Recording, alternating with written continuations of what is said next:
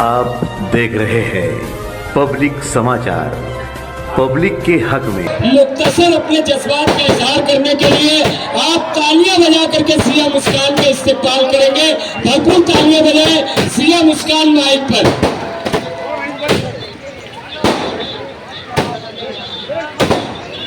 अस्सलाम वालेकुम रहमतुल्लाहि व बरकातहू।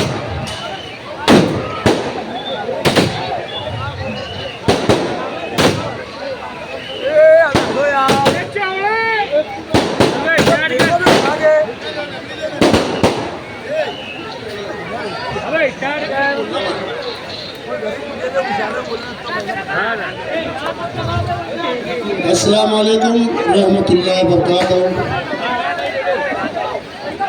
बिस्मिल्लाहिर्रहमानिर्रहीम।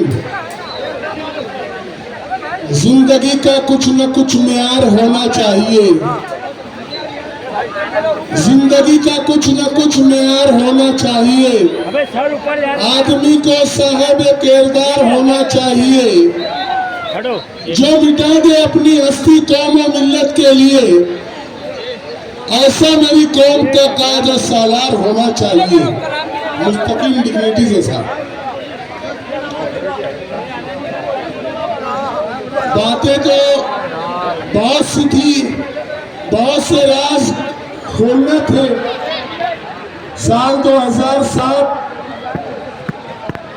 कारपोरेशन इलेक्शन में हमारे शहर के जैयद आलिम दीन मुफ्ती मोहम्मद इस्माइल कासमी साहब ने एक ऐलान किया, एक नारा लगाया। उन्होंने कहा कि इस्लाह सियासत, बैतुल माल की हिफाजत, शहर की तामीर और तरक्की, हमारे घर की ख्वातीन जो बैतुल खला के लिए मैदानों में जाती है, इन सब मुद्दों पर हमने उनकी बातों को लब्बैक कहते हुए साल 2007 से साल 2019 तक उनके हर इलेक्शन में उनके साथ सहाना बसाना, किसी भी खौफ और डर के हमने उनका इलेक्शन लड़ा, अनाउंसिंग की, लोगों की जहन साजी की, उनके लिए कुर्बानियां पेश की। न जाने कितनी तकलीफ, मुसीबतें, परेशानियां उठाई और किसी भी किस्म का अहदा या कोई भी ऐसी डिमांड नहीं की कि जिससे हमारा कुछ अपना जाती फायदा हो जाए। सिर्फ शहर की बका के लिए, तालीम के लिए, रोजगार के लिए, तामीर और तरक्की के लिए, बैतुल माल की हिफाजत के लिए और इस्लाह सियासत के लिए। मगर बातें बहुत कहना थी। कल बरोज मंगल 11 नवंबर को मुफ्ती मोहम्मद इस्माइल कासमी साहब को दिल का दौरा आया और वो अभी हॉस्पिटल में ज़ेर इलाज है। मैं उनके ताल्लुक से बातें नहीं करना चाहता। अल्लाह रब्बुल इज्जत उनको सिफाए कामला दाजिला अता फरमाए। उन बातों को मैं बालाए ताक रखता हूँ और ये बात मैं आपके सामने पेश करने आया हूँ कि जो इलेक्शन की आपने इस बार आवाज लगाई, नारा दिया कि इस बार 2024 का इलेक्शन अच्छाई और बुराई पर होना चाहिए, तो मैं ये नारा लगाता हूँ कि ये इलेक्शन सिर्फ अच्छाई और बुराई पर नहीं, सच और झूठ पर भी होना चाहिए। अल्लाह रब्बुल इज्जत की बारगाह में और आप लोगों के रूबरू मैं सच बोलने के लिए आया हूँ। सच जानता हूँ, सच बोलता हूँ। साल 2021 12 नवंबर से 4 रोज कल 8 नवंबर को इसका हॉल में एक प्रोग्राम मुनक्किद किया गया। उस प्रोग्राम में मैंने कुछ अशार था और उस वीडियो को मुफ्ती मोहम्मद इस्माइल कासमी साहब के आज के स्टेज पर एक पुलिस के खबरी ने उस वीडियो को उस वक्त के जिला एसपी के व्हाट्सएप पे डालकर और मुझसे पता नहीं कौन सी सियासी दुश्मनी निकाली और मुझे भी पुलिस वालों ने बुलाया। 8 रोज तक के मुझे पुलिस वाले तजस्सुस में थे, मुकामी पुलिस वाले, कि सिया मुस्कान आप समाजी सोशल वर्कर हो, आप इंसानियत के लिए काम करते हो, आप न जाने कितनी लाशें उठाते हो, आप लॉकडाउन में काम करते हो, मगर आज हम मजबूर हो गए, हमें मजबूरन आपको अरेस्ट करना पड़ेगा क्योंकि हमें ऊपर से ऑर्डर आ रहा है। मैंने ये कहा है, ये सच है, आप कार्रवाई करो। हम लोगों को जेल में कैद और बंद किया गया, मेरे अलावा न जाने कितने बेगुनाह लोगों को जेल में कैद और बंद किया गया। हम लोगों को 5 महीने तक के जेल में कैद और बंद रखा गया।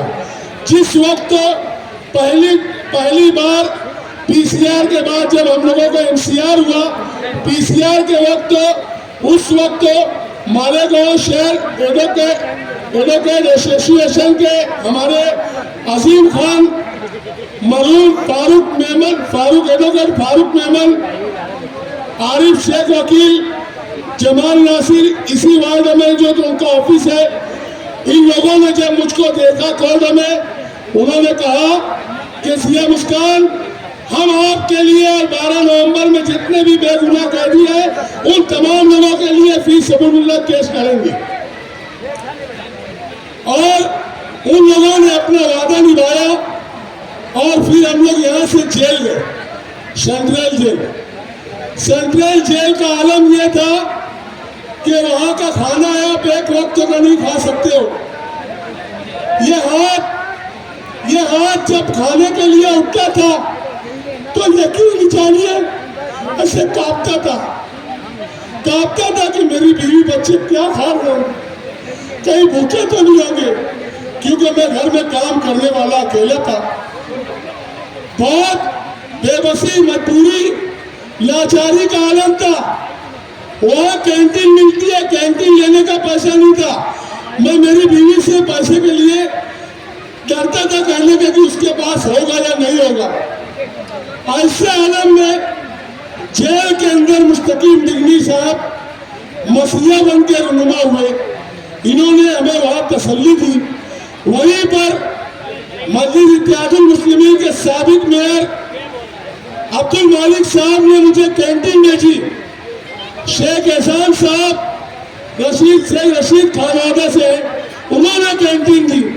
ये सच्चाई है, ये सच है। उसके बाद हम लोग जेल से 5 महीने में मालेगांव शहर एडवोकेट एसोसिएशन के एडवोकेट मरूम फारूक मेमन साहब, एडवोकेट शेख आरिफ साहब, एडवोकेट अजीम खान साहब, एडवोकेट जमाल नासिर साहब और इनके तमाम असिस्टेंट, इन लोगों ने हम लोगों का जो 5 महीने में हम लोग 30 लोग आए, इन लोगों का फी सबीलिल्लाह जो तो हम लोगों का केस करा और हमें जमानत पर रिहाई दिलाई। यही वो लीडर थे मुस्तकीम डिग्निटी, और यही वो शान थी कि ये 5 महीने तो कोर्ट के अंदर वहां पर जाकर जज के पास बैठती थी और हम लोगों की रिहाई के लिए जिद्दोजहद और कोशिश करती थी। ये सच था, यही हकीकत थी कि इन लोगों ने जितनी कोशिश की हम लोगों की रिहाई के लिए, तो यकीन जानिए नुमाइंदा किसको कहते हैं, नुमाइंदगी क्या होती है, क़यादत क्या होती है, ये आप मुस्तकीम डिग्निटी और शान इन साहबा को देख लो। इन लोगों के अंदर क़यादत है, नुमाइंदगी है, और नुमाइंदगी किस तरीके से करना चाहिए ये सलाहियत इन लोगों के लिए, इन लोगों के अंदर है। और इन्होंने 12 नवंबर के मामले में 11 महीने तक के जो 22 लोग हाईकोर्ट के अंदर जाकर वहां से इन लोगों का बेल ऑर्डर कराया, और एक वक्त में 12 वकील हाईकोर्ट में लगाए। एक वकील लगाने का खर्चा 1 से 2 लाख रुपया आता है हाईकोर्ट में। जिस वक्त हम लोग 28 मई को हाईकोर्ट में गए तो मैंने देखा मुस्तकीम डिग्निटी साहब 4:30 पौने 5 बजे, और जैसे ही हमारा नंबर आया 12 नवंबर का, एक लेडीज जज थी और 12 वकील हाईकोर्ट में खड़े हो गए। वो तजस्सुस में आ गए कि इतने सारे वकील और एक केस। तो इसको कहते हैं सलाहियत, इसको कहते हैं नुमाइंदगी, इसको कहते हैं क़यादत। मैं मुस्तकीम डिग्निटी साहब, शान हिंद साहबा का बहुत शुक्रगुजार हूँ और दुआ करता हूँ कि अल्लाह रब्बुल इज्जत इनको बेहतरीन जज़ा खैर दे। याद रहे, जब माशी तौर से एक इंसान जेल में कैद हो जाए और उसके घर का राशन का डब्बा बनने लगे, उस वक्त तो कोई पुरसान हाल नहीं था, उस वक्त उन लोगों ने सहारा दिया। और इनके साथ हमारे शहर के आसिफ नेशनल वाला साहब, साहबान साहब, मुफ्ती आमिर उस्मानी साहब, अजहर नादिर साहब, फरीद नादिर साहब, मुजीब पटेल साहब, मुस्तफा सलाम साहब, गुमशुदा बच्चों की तलाश ग्रुप की पूरी टीम, यहाँ पर भी कुछ लोग बैठे हुए हैं। इन लोगों ने हमारी मदद की, हमें उस तकलीफ से, उस दर्द से बाहर निकालने के लिए मेरे परिवार की मदद की। मैं इन तमाम लोगों का बेहद शुक्रगुजार हूँ। यही सच कहने के लिए आया था।